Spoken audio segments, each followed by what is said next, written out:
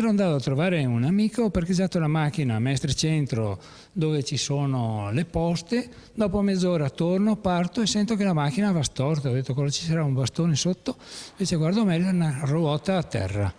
Allora sono sceso, poi sono andato un po' più avanti per cercare di gonfiarla col motorino, mentre ero lì intento è venuto uno dei due che avevo visto all'inizio e che deve avermi senz'altro seguito, che ha fatto finta di interessarsi, distraendomi, no?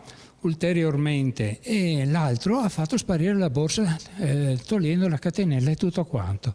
Un furto messo a segno nei minimi dettagli, quello che ha subito il signor Piergiorgio in una tranquilla domenica pomeriggio, che gli è costato caro.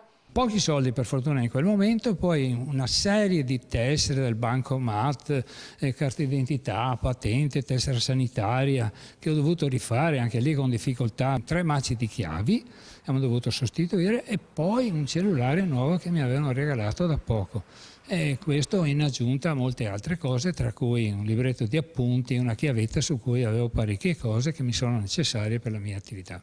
E non è stato nemmeno l'unico messo a segno quel giorno, secondo quanto ci racconta. Secondo la polizia, che in quel giorno ha avuto 9 denunce di questo tipo qua, ha la firma proprio dei sistemi ROM. Episodi sempre più frequenti che, nonostante le misure messe in atto, non sono ancora sufficienti per far stare tranquilli i cittadini.